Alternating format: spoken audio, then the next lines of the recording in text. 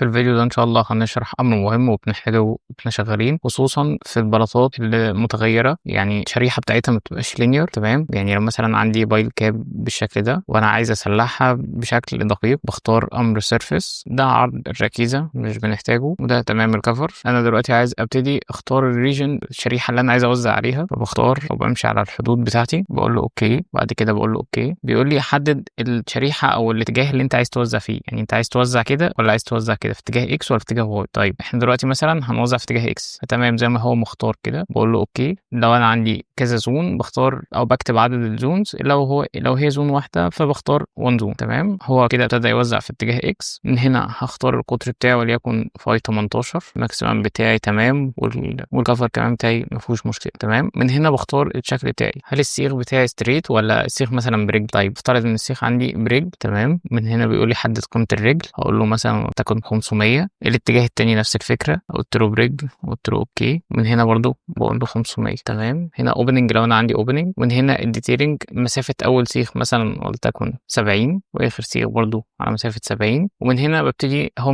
بيقول لي الspacing 311. طيب هافترض إن أنا مثلًا الspacing عندي 150، فهابتدي إن أنا أزود ده بالضبط كده، كده أنا عندي 30 سيخ فحسب لي عدد الأسياخ. هنا لو أنا عندي وصلات بابتدي إن أنا أتحكم في الوصلات من هنا، بس أنا في الحالة بتاعتي ما فيش وصلات فباقول له أوكي، وابتدي إن أنا أحط الdescription بتاعي بالشكل ده. هو قسمهم هنا على ال3 لأن ده طول متغير وبعدين ده طوله هيبقى ثابت وبعدين ده طوله هيبقى متغير، فهو حسب بنفس الطريقة تمام. طيب لو أنا عايز أعمل main table للكلام ده، لو أنا قلت له main table selection واخترت دول مثلًا، هالاقي إن هو هنا حاطط لي average length وهنا حاطط لي جنب الأطوال كلها star.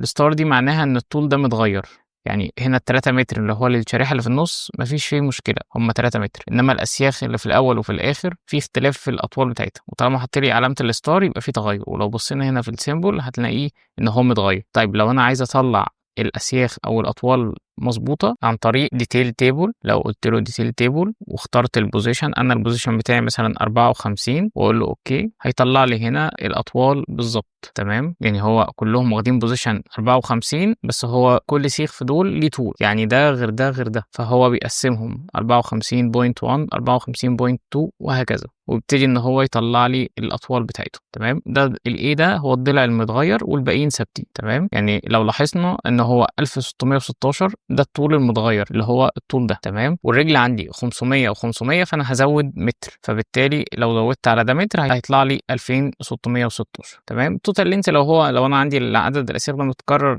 بعدد معيّن هو هيحسبه لي. ونفس الكلام برضه على position 56 من detail table، لو قُلت له position وقُلت له 56 أوكي، هيجيبه لي برضه بنفس الطريقة.